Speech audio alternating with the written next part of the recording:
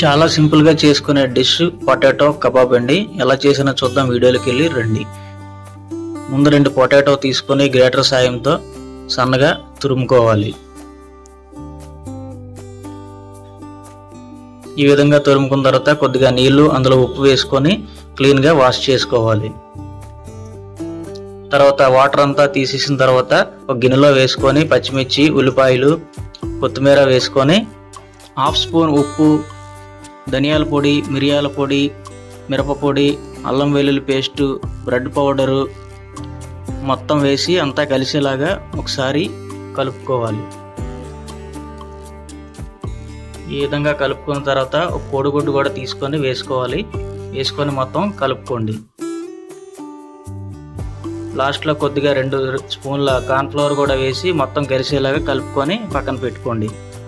తర్వాత చిన్న ముద్ద తీసుకొని రౌండ్గా చుట్టి దాన్ని గారెలు ఎలా చేస్తామో అలా చేసుకొని రౌండ్ షేప్లోనే పక్కన పెట్టుకోండి.